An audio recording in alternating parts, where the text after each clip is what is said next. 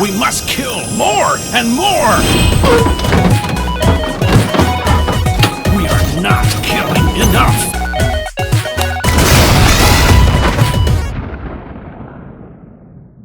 I think we should kind of... We need to talk to each other. Right. I feel like you're looking that way. I'm comfortably sitting and talking to you. I can go like this. Is that better? That's not good. Okay. Here we are, Killing Robots, episode 1. Kyle, why are we doing this? We are killing robots. Not literally. We're metaphorically killing robots. Yes. Killing robots. Maybe that needs to be explained a little bit. Yes, it does. We're still not quite sure what we mean by it, but we're working on it. We like it. Yeah. Mostly we just like it. I think 99% of our decisions are because we like it originally, and then we try to apply meaning to it afterwards. Totally. Yeah, that's how I do all of life, you know?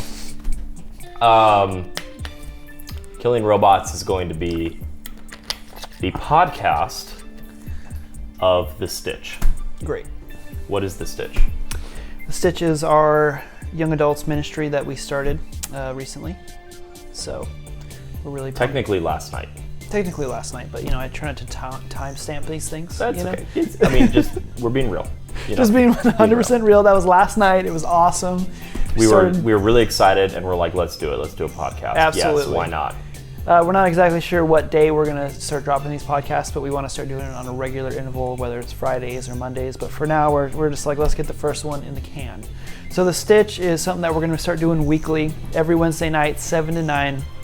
And the idea around the podcast is to just create content worth listening to throughout your week. It's going to be pretty candid, pretty open. You and I having conversations, asking questions, probably bringing guests on, stuff like that. So it should be hopefully worth listening to or watching, depending on how you're digesting this particular episode. Digesting. Well, you know. Very interesting. Very interesting. We digest things in many ways. So. Yes. Oh, I was going to add that we,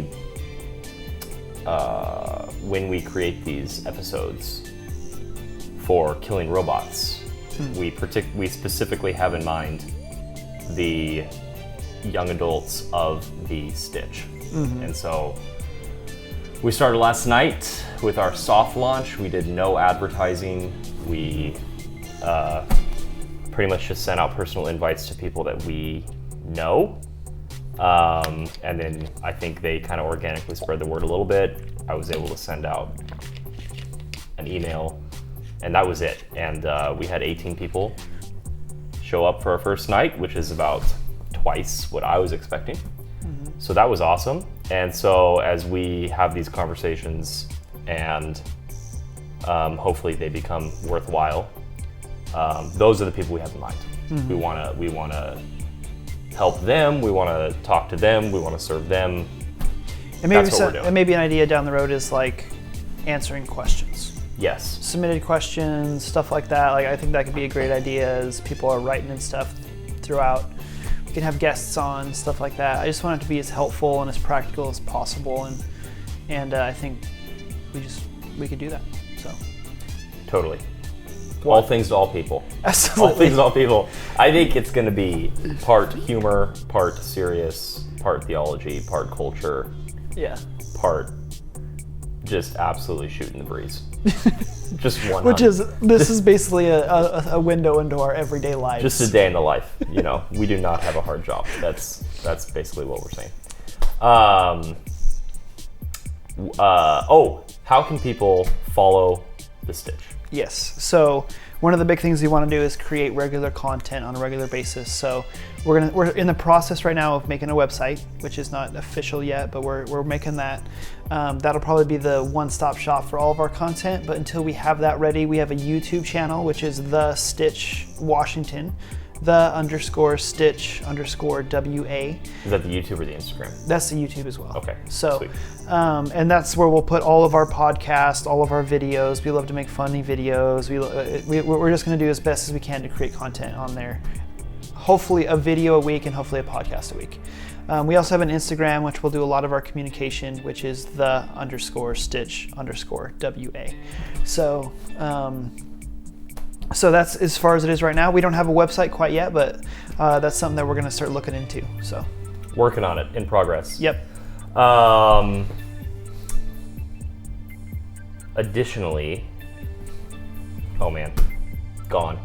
Just, it was there, it emerged in my brain, my cranium, and then just vanished. Probably distracted by the people that just got in their car Totally. and drove away. Yeah, it sounded like someone was trying to break into this place. Yeah, I was a little distracted. I was like, is someone about to drive a car through that wall? Oh, yes, in addition, I was going to say this, we're going to start... The ultimate vamp. Just waiting.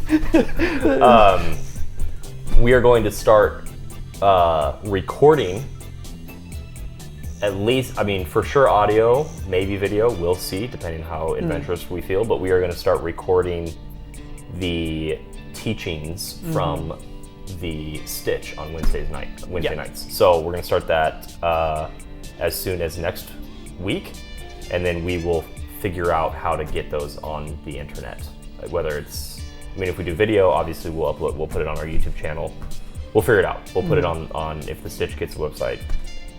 But anyway, so that'll be even more content. So you're looking at a sermon, essentially, a teaching, a podcast episode, and random videos as we feel it.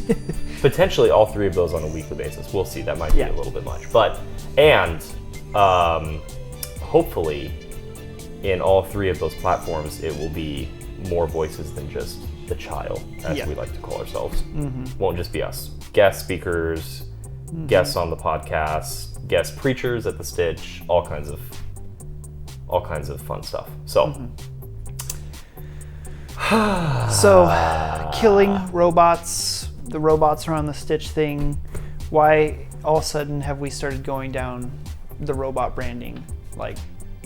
What is the deal with that? I think that should be 100% mystery box number one, because you are going to preach on that exact topic in 2 weeks at the Stitch. Okay, so we're gonna just leave it under We're gonna wraps. leave it, and maybe we'll follow up with a podcast episode after that talk. Okay. And expound. Well, we need something to talk about today then, at least. Okay, well, I've thoroughly enjoyed our time so far. Just keeping it absolutely light. Keeping it light, baby. Okay. Once again, I had one of those. I had like the beginnings of a thought. It was like, oh man, we should absolutely go down that trail, and then it vanished. The one nice thing about this kind of conversation is that this is the first time I actually look at you when you're talking to me, because 99% of our relationship is me not paying attention to you at all when you have a conversation with me. I'm usually on my computer or Are you staring actually off. not paying attention, or do you just look like you're not paying attention? Because you've always told me that you just look like you're not paying attention. Yeah. But is this true confessions or what? No, I actually can hear everything you're saying. Great. But just right now, like this eye contact. You're dressing and, it up for the camera, baby. Absolutely. Camera Chaz. Camera Chaz. So, this is one thing that we got going for us. You are pretty fidgety. I can tell this is like so unnatural for you. I just am a fidgety person, man. I think it has to do with the fact that I am ADD and I am a ginger. Both those are a vicious combination. Wow. For some people. I have never heard that theory in my life, but that is incredible. You have 3 daughters that are gingers, so maybe you will realize how fidgety and weird they are. Not trying to stereotype here. My wife is a redhead. I don't think... She's pretty chill. She's very chill. Like one of the most chill people I've ever met. Yes, she is very chill.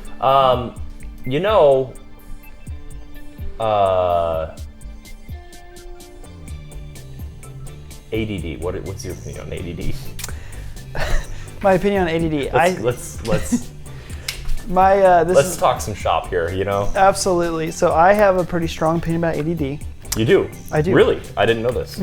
Yeah, so when I was in, I don't even know how old I was, it was like middle school or something, I was diagnosed with ADD at the time. It was basically a pretty new thing when I was a kid. And I started to take Ritalin, and it really like massively calmed me down and kind of turned me into, like, for a lack of a better word, a robot. Like, I just kind of sat there, I just, you know, the whole thing is like kids that have trouble paying attention in school and that are fidgety and like easily distracted and stuff like that, they basically call it attention deficit disorder. So they drug you so that you sit there and you just like a drone, you just like pay attention, which I just think is absolute BS. What I think it is like for me is that I just need multiple things to do to concentrate. So it's like, I think it's just like the way my mind works is it needs to be able to process multiple things at the same time. And if that's not happening, then I start to just fidget, and it seems like I'm not paying attention, but I am. I always crushed school. I did amazing in school. I graduated with 3.95 at the age of 16 at Eastmont High School. Like it wasn't that I was stupid. It's just that I think that my mind is designed to it just is constantly in motion, constantly moving. So like when I was a barista, I actually like where I would absolutely thrive is in extremely busy environments where I have to do a bunch of things at once. So when I would we'd have a line out the door and I'm working on like 10 drinks, and I am also telling people what to do, and I'm making coffee and I'm ringing things up. It's like, I feel like my mind is getting to the point that it's finally like running at the RPMs that it should run. And it's just like, it's easy for me at that speed. So I just think that's what it is. I think that my mind is just designed to work at or at different speeds. Right. And I just think people are designed differently. I think God has created us in different ways to process things differently, and not everybody needs to be put in one box.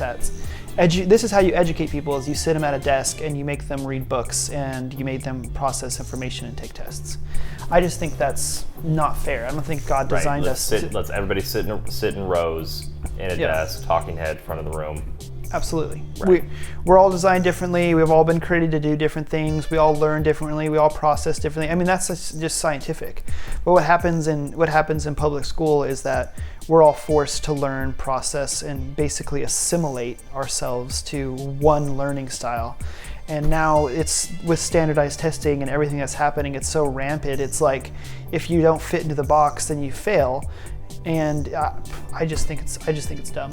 So I just disagree with it. And I absolutely 100% disagree with drugging kids with ADD and ADHD. To calm them down. Yeah, I think it's wrong. Yeah. I think I think that there should just be different paths of discovery for those kids and students. It kind of seems like too that's like having diverse paths for gaining experience, acquiring knowledge, getting education, whether it's reading and writing, math, or like just learning skills and how to work and trades. Like, it seems like that's kind of been the vast, like that has been, you know, how humanity has done it, you know, for historically, right? You just think about, you know, hundreds, you know, if you go back 200 or 300 years, it's like you grew up in, you know, probably a rural area because, you know, everything was rural. Because everything was rural, right? And you had to grow your own food and the whole thing. And so you're learning how to do all those things from a young age. And it's like you're not gonna grow up and, you know, go off to a university somewhere and then live somewhere else. No, it's like you're gonna live here. You know, this is the homestead, this is the farm, this is the town where you live, and so you're gonna learn your dad's trade. You know, if you're a man, or I mean, it's just like this is what you do. And so, reading and writing, you know, if if that's possible to learn how to do that, great. You know, a lot of people didn't learn. I'm pro learning how to read and write, you know, for sure, because, you know, mainly so that we can read the Bible for ourselves. And you probably would get that type of education probably from the church, you know, more than anywhere else. And then other than that, you're just learning how to do life from an early age. You're learning how to work, learning how to farm, learning how to fix things, work with your hands. And it's like the life, the mind is all connected to that. But you're not like sitting, you know, necessarily only sitting in rows in a classroom listening to someone talk for 8 hours a day and taking standardized tests. Yep. I mean, I'm not an expert on this. I don't really know, but it seems like the method of modern education is a fairly new thing in the history of humanity. I think the other thing that's been interesting is just the culture as a whole is that we're discovering that there's just something new happening, and it's like parents are becoming less and less involved. I think is why also there's school is becoming more and more a thing, is like the public education system is now taking over basically parenting for most of these people. You know, it's like, and I'm not saying this is how it is across the board. If you go to public school, your parents are losers. So that's not what I'm saying. I'm just saying the mass majority of people have given all of the education over to the public school. So it's like they come home and it's like, what'd you guys learn today? Blah, blah, blah. And there's... Well, then you have to do like 2 hours of homework. Right, so it's like it's almost an excuse for parents to not be invested and to do, and I'm not saying, again, this is a mass generalization, and if you have great parents, you have great parents, whether you go to public school or not. But I just think that's also a symptom of our culture, is that parents are stop educating kids on the things that actually matter, the things that are important. Which obviously we would first and foremost believe that that's the Word of God and being plugged into the church and all that kind of stuff. But even outside of that, of like how to have a real job and how to work hard and how to, it's like, this is the rant on the old guys ranting on the Gen Zers. You know, little hooligan punks, they don't know how to work a day in their life. Never worked a day. But back in my day, I used to have to walk uphill both ways. I didn't have parents. I used to have to feed myself. I didn't have parents. I used to have to grow my own food and then I'd bring it in and I'd have to make my own food.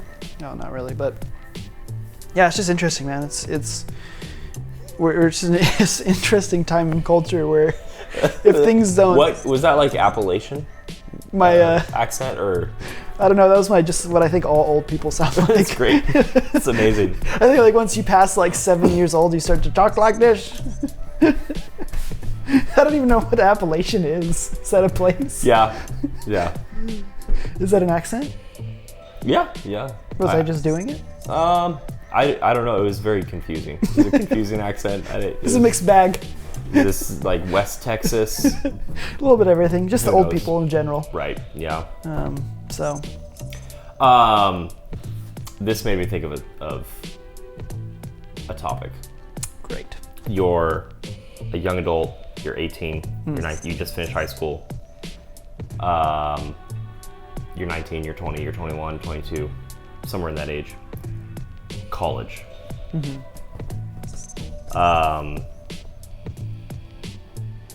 What should you do? Should you go to college? Should you not go to college? If you should go to college, why should you go to college? If you don't go to college, why should you not go to college? Should you feel pressure to go to college?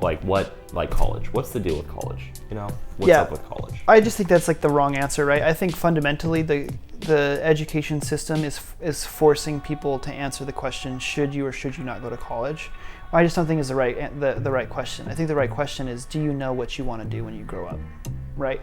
So I think that's where we're fundamentally getting it wrong, is like, do you want to go to college or do you not want to go to college?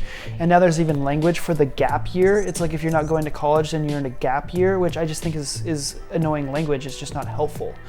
And it's like, why is that? is because if you're in a gap year, then it just means that you're inevitably just waiting to go back to college, which is just, even in that language alone, is assuming that you're going to go to college. It also kind of sounds like you're wasting your time. Right. It's like, oh, they're taking a gap year, and it's like, well, no, I'm done with high school. Right. I'm working. It doesn't have to be a gap year. I'm like an adult working a job. Right. Yeah. So I think just getting back to that question of, do you want to go to college or do you not want to go to college, is the wrong question. The right answer is, do you know what you want to do when you grow up? What do you want to do with your life? Right. What do you want to do? I think that's the right question. So I think, and then when you answer that question, then you can tell yourself. So it's like, do you know here at 19, do you know at 20 years old that you want to be a doctor or you want to be a nurse? Well, you should probably go to college, because I don't know any hospitals here locally that's just gonna let you walk on with like your witchcraft, be like, oh, I've sold essential oils for the last 2 years. They're like, oh, come on in. So it's like, welcome on staff. Yeah, absolutely. So you should probably go to college. If you don't know what you want to do, then don't go to college. Take time, and it's like, maybe you want to be, I think that's the important thing is, I don't think at 19 years old, I don't think at 20 years old, I don't think you know what you want to do. And I think that's what we're seeing in our culture, is that so many people have degrees. Or maybe a lot of people don't know what they want to do. Absolutely. You might. I mean, yeah, totally. If you do, great, good for you. Absolutely. Most people don't necessarily know for sure what they want to do. Sure. And I just think it's okay to not rush into it. And I think there's this myth that if you don't go to college right after high school, you're not going to go to college, which I just disagree with. Maybe it'd be the exact thing that makes you want to go to college, because you go to work at McDonald's and you're like, I do not want to work at McDonald's for my life. Or I know for myself, I did several years as a landscaper, and I was like, I originally wanted to be in landscape design and I wanted to go into that field. And I worked 2 years in landscaping. It's like, I do not want to do this. This is super hard. I mean, you're in the sun all day long. It's extremely hard work. It's ridiculous hours. It's super hard on your body. And I'm like, I don't want to do this. So I think that those years is like less gap years and more discovery years. It's just a great time to discover what you want to do. And maybe you do know what you want to do, but you can still take time. Maybe you do some job shadowing. Maybe you meet with some nurses. Maybe you meet with some doctors and just spend some time. We have a good friend who wanted to be a dentist. He thought for sure that's what he wanted to do, and he spent some time job shadowing and meeting with people and understanding the education system, and he realized, like, that's not what I want to do. So I think when it comes down to it, it's like, also, well, yeah, go ahead. Sorry. Yeah, just I don't think that college is the only answer at high school. Right. That's the important thing. And the other thing I would add to that is there are lots of great life paths and vocations that do not require college. Mm-hmm. And so it's not just don't go to college until you know what you want to do. It's maybe what you want to do doesn't require you to go to college. Mm-hmm. I mean, it's like, maybe you have an amazing business idea, and it's as soon as you're done with high school, you just want to go full. You want to put all your chips into trying to start a business. Mm-hmm. Great,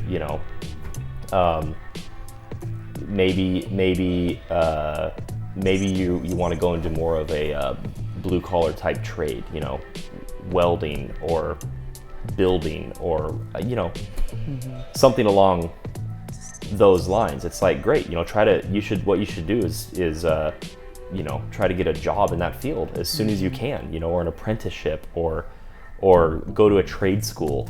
Anyway, college is not the only it is not the only path to vocation. Mm-hmm. And to being successful, I think there's also a myth of just like being, like having money. The only way to have money is to go to college, and I just think that's a myth. I think we live in a world where people just don't know how to manage their money very well. Right. They're leveraging their debts, and they have their jet skis and their boats, and they need to supply a lifestyle where I just disagree with. I think that if you're managing your money well and you're being smart with the money that God has given you, and you're consistently giving and you're working hard, I think that I guess it just depends on what lifestyle you want to be. You know, it's like, yeah, if you want a mansion and you want to be a millionaire, then even then you could be a entrepreneur. Absolutely. There's tons There's of money to be made on the internet. There's tons of ways to make money. Yeah. There's tons of ways. Yeah, I think the question of vocation is way more important than the question of money. And way more, and I agree, I think it's way more important than the question of college or not. I think it's like, what do you want to do? And then what are the steps you need to do to get there? So if you want to be a doctor, like, please go to college. You know, you have to. You know, if you want to be a teacher, you know, or a professor, you have to go to college. You know, if you want to be a lawyer, you have to go to college. If you want to start your own business, I mean, yeah, you can go get a business degree, but you know, what if you're 16, 17 and you're, 18, 19, 20 year old, and you already have like a great idea for a business? Well, try it, you know, try it, see what happens. I mean, I went to college and I don't regret it. It was a great experience for me. You did not go to college. You don't regret not going. You know, I remember a professor, which was kind of interesting hearing this from a professor. But I mean, he said, you know, he was referring to our school in particular as a Bible school, and he said he estimated that maybe about 30% of the student population at this particular school probably should have never come. And it's not because they're not as good or less. It has nothing to do with value, you know, human value. It's just like this just isn't their gig, you know. This just isn't their thing. So but what about this question? What if you're 18, 19, maybe you have taken a gap year, right? Even if we don't like that language, that's what people call it. Maybe you've traveled a little bit or whatever, or you're just working a job, and you're not totally sure what you want to do vocationally, but you know that you love Jesus and you love the Bible and you want to learn more about the Bible. It's like, what about like just going to what about Bible college? Because I know a lot of people. I went to a Bible school, and I know a lot of people. It was more than just a Bible school; it was a fully accredited university. But it didn't start that way. It started as just a Bible school. Blah blah blah. I know a lot of people who went to that school, and the reason they went there was for lack of a better term, personal enrichment. I want to know more about the Bible. I want to learn a little bit about theology to deepen my personal relationship with the Lord. And then to just equip me to just be a better Christian and a better human, no matter what path I take. What about that? I mean, I think what that comes down to is that experience worth the money? Right. You know, it's like, I don't think there's anything wrong with going to a Bible college. I think that you don't need to go to Bible college. I think there's a lot of smart people probably in your local church, or if you go to your city, for sure there's a lot of smart people. Excuse me. There's YouTube. I mean, I am a massive fan of being self-taught. I feel like you could learn anything you want to learn if you get on YouTube and you buy the right books, and I think you could get a college level biblical education with the resources that are out there. But it's like, if you want that experience, if you want to get enriched and it's worth the money to you, then great. Absolutely. Yeah. 100%. I mean, all day long. Like you said, you had a great time in college, and I don't, as in our conversations we've had, I don't think it's the education that you enjoyed as much as it was overall the experience for you. And am I right with that? Is it wrong? Yeah, Maybe I mean, a little both. Well, I didn't go to Bible college for personal enrichment. I went to Bible college to pursue a vocational path, right? And that was because I wanted to be a pastor. And so, at the time, that just seemed like the most logical choice. So to me, it's like, well, it is worth the money because that is the road to take. And all of my mentors at the time encouraged me to go. You know, Grace City Church was just getting started. There was like 50 people, right? It was just getting started. There just was not the same type of opportunities available then that there are now. I think part of it is like you got to look around. What opportunities do you have available at your fingertips, right? So just like you said, I mean, if you're 18 or 19 and you want a Bible education, I mean, Grace City Church is an amazing place to be for that, right? There's lots of people that could help you out with that. I mean, we could help you out with that, right? We could give you books to read. You could get a long way down the field, right? But for other people, it's like, no, I want to get out of town. I want to see a different place. I want to live somewhere else. I want to live in a big city. I want to make new friends. That's great, you know. I mean, there is value, I think, to the experience. So I don't know. I was pursuing a path. It was like I knew that I wanted to be a pastor, and at the time, Bible college was the way to get there. And so I think it was the right decision for me at the time. I do think, I mean, you know, it's been about a decade, you know, since I went to school. I do think times have changed. I just do. I think there are more, just like you were saying, there are more resources than ever before available for people who are self-learners. I mean, I was just talking, I mean, the Bible Project, right? They make these little animated videos. It was actually organization started by alumni of the Bible school I went to.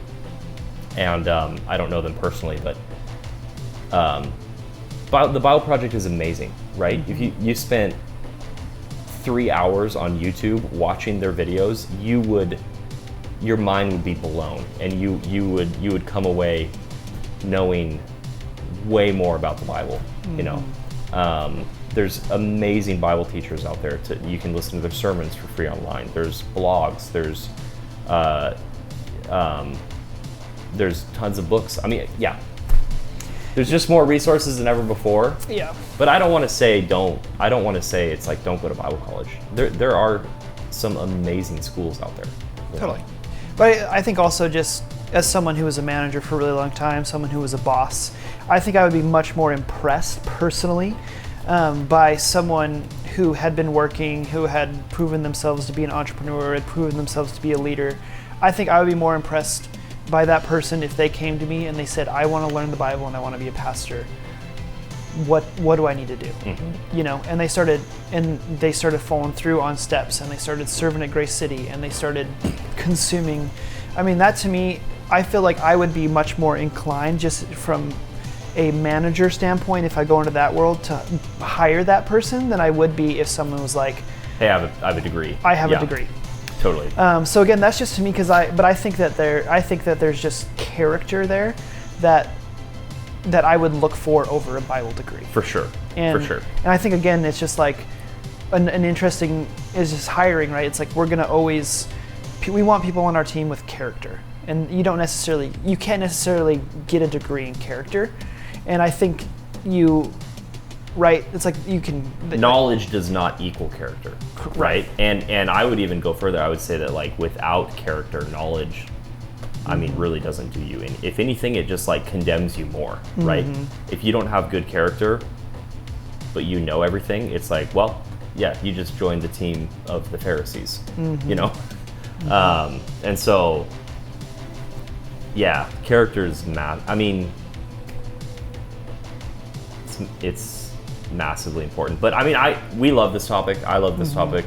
I think more and more it's going to become a thing and more relevant. I just don't think college is holding.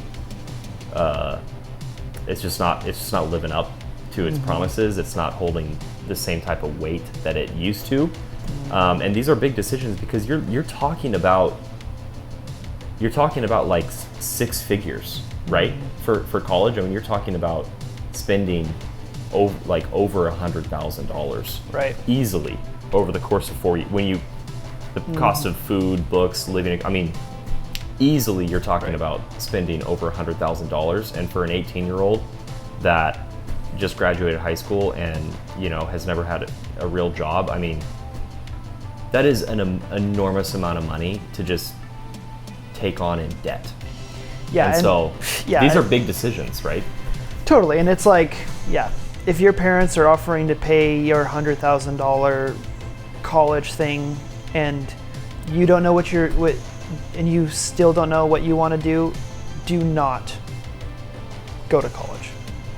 It's like, if they're offering to pay your college, honor them by figuring out what you want to do and using that money to good use.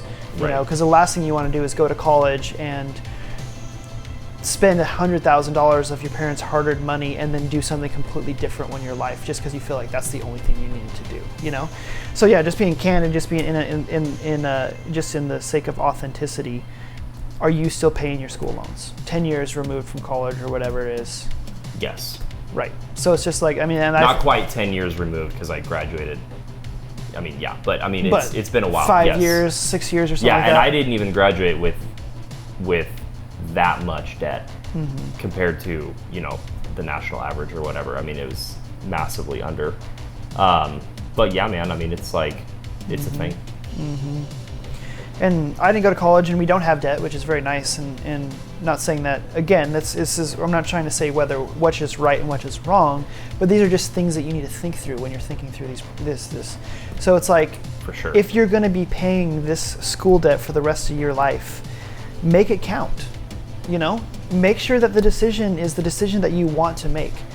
And I again, that's a big decision that's not really easy to make when you're 18 and 19. It's just hard. Obviously it happens, and we know people who knew exactly what they want to do, and they're teachers or they're doctors or whatever it is, and they love their life and it was the greatest decision, but I just think that's absolutely the exception rather than the rule. Right. And I think that's just where the caution would be there. So then trying to make it as practical as possible. I have told people in the past, it's like, well, how do you figure out what you want to do, right? How do you figure that out? How do you figure out this question of vocation? Sometimes it can feel like this very mysterious thing, and I mean, even for people who go into the ministry and become, pastors, I mean, it's like, I think sometimes there's this you feel like you have to have this burning bush moment, right? Where it's like you hear the audible voice of God, and that's just, I mean, I've never heard the audible voice of God, right? I mean, I do feel like God has spoken things to me, but not audibly, and I haven't had, it's like, yeah, I haven't had a Mount Sinai moment, I've just always had a desire from a really young age, honestly, to pursue this road. And then along the way, there have been significant moments where I would say it's been affirmed, where I feel like the Holy Spirit has affirmed it. Things that mentors have spoken to me, said to me, experiences that I've had, that it's like, yes, affirmation. So it's like, how do you, most people don't want to be pastors, right? Maybe you want to be, maybe you're thinking about going into nursing or teaching or whatever, It's like, how do you figure that out? I tell people, what do you love to do? Pay attention to that, because, right, if you believe that God made you, right, and that the desires of your heart, as long as they're not sinful, right, it's important to pay attention to them, right? If there's obviously, if they're sinful, they're sinful, but if it's just like, no, I just love doing this, right? Well, great, that's probably how God made you. So what do you love to do? What are you good at? Right? It's like, that's number two. It's like, because sometimes there are things that we love to do, but we're not good at them. You know what I mean? It's like, yeah, I mean, it's like, I may love to sing, but I'm just never going to be an amazing singer, you know what I mean? Or it's like, I may love to play the guitar, but I'm probably not ever going to make money playing the guitar, right? So what do you love to do? What are you good at? Do those things line up, you know, or can you find a match there somewhere in there? And then what can you do to, and this might sound a little cliche or idealistic, but like I'm really serious about it. What can you do to make the world a better place, right? Can you find a love, a talent, and can those two things come together to literally, number 3, make the world a better place? And then it's like, go pursue that with everything you have. That's, I mean, that's what I would say to be really, really practical. Would you say anything different, or? Yeah, and I was just having the thought, even is like we're talking about like this time after high school, right, where you can start pursuing these things.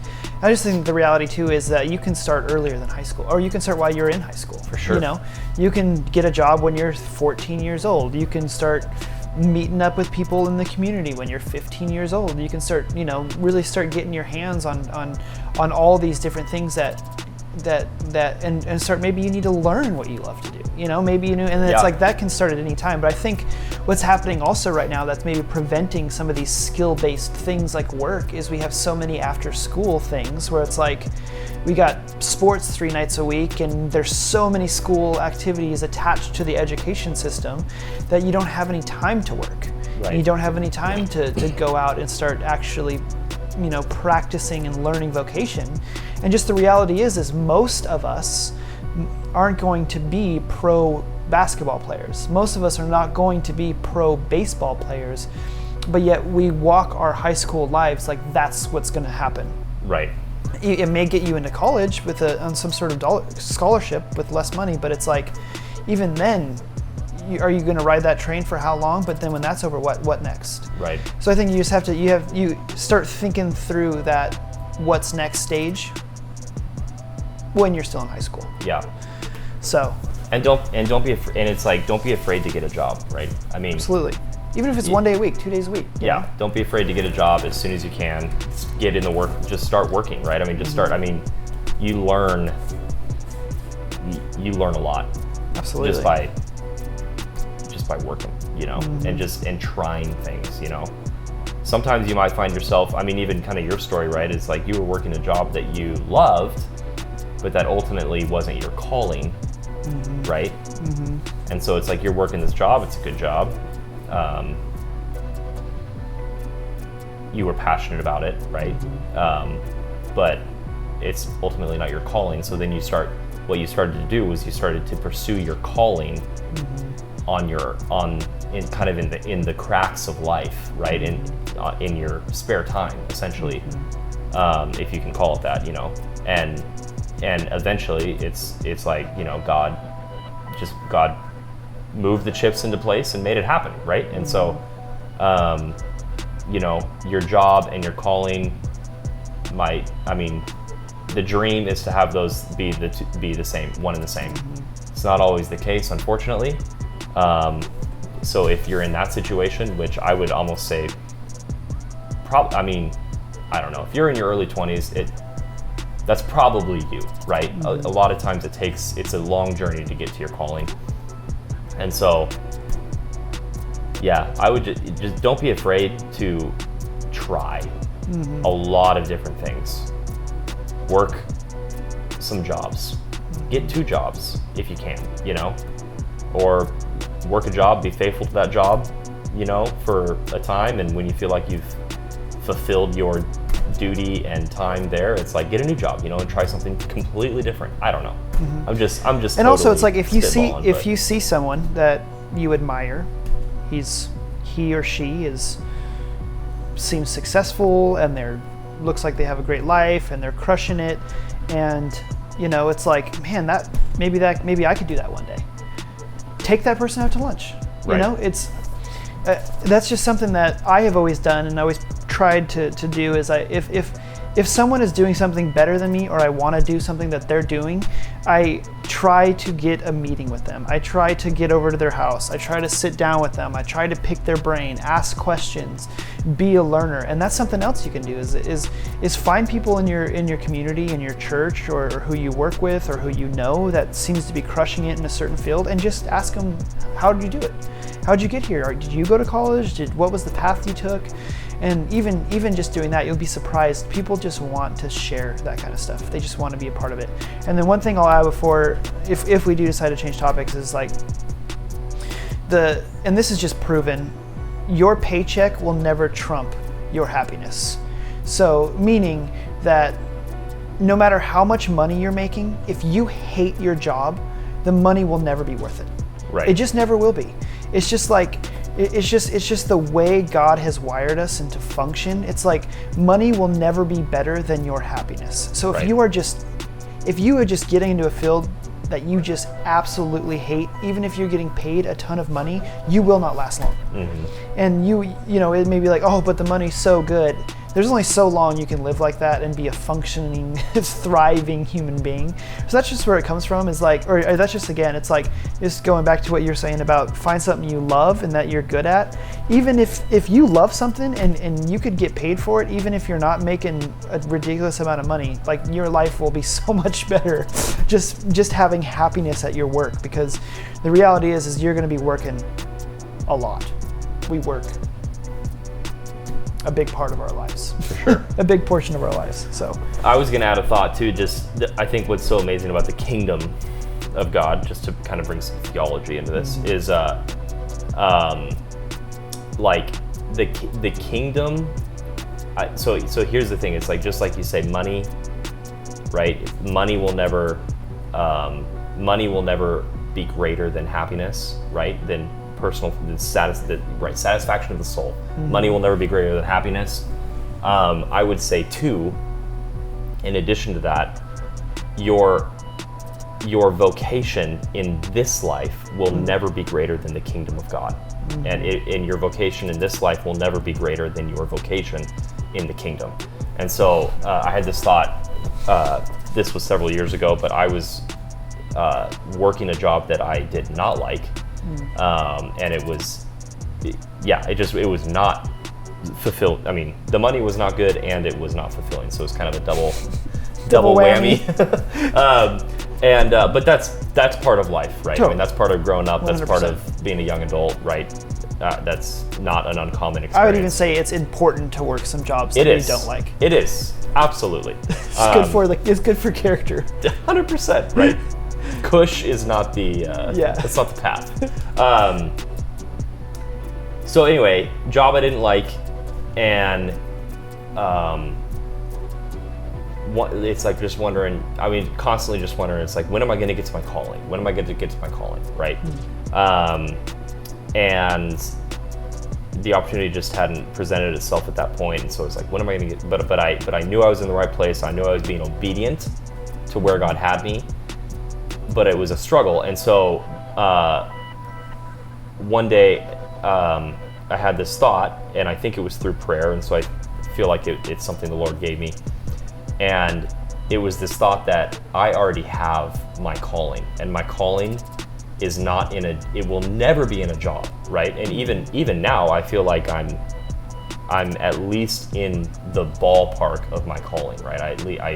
I do feel like I'm running in my vocation, but even now in this circumstance, my job will never ever be to the full extent my calling or my vocation, because my calling is only found ultimately in the kingdom of God. Mm-hmm. And so then I started to think, well, what does that look like? Well, in the kingdom of God, I have been adopted, right? I've been through the work of Jesus on the cross and in the resurrection. I've been adopted into God's family, which makes me a son of God. Mm-hmm. And here's the thing, right? When you're like, you cannot be promoted beyond son of God. Mm-hmm. or daughter of God. There is no higher calling, there is no higher position, there is no promotion above that, because you can't get higher than Jesus. Mm-hmm. Right? Jesus is obviously the perfect son, and I'm not saying we're equal with Jesus. Obviously he's God, he's always going to be higher than we are, but the language in the New Testament is pretty dang strong. Mm-hmm. You are a co-heir with Christ. You actually get to rule and reign with Christ in his kingdom. So to be a son of God or to be a daughter of God, there's your vocation right there. There's your calling. You can't get higher than that. You can't get promoted above that. So if you're in Christ, you already have the greatest job and the greatest calling. They're one and the same. So no matter what you're doing for work to bring home a paycheck so that you can eat and pay rent, no matter what that situation is, you always have your kingdom calling that takes priority, and that I would say can even infuse meaning and significance into a job that you don't really like, because you approach it with a new perspective. Totally, absolutely. Great, man. Well, I feel like that's a great landing place. I mean, been talking for almost an hour now, so. Killing Robots, episode 1. Killing Robots, episode 1. Follow us on Instagram, follow us on YouTube. Hopefully some of this rambling was at least slightly helpful. We'll be doing another one next week, and if you guys got questions or you want a topic for us to chat on, just shoot us a message or comment on the video or whatever you want to do, but we need like a sign off, but we don't have one right now, so. We'll see you guys next time.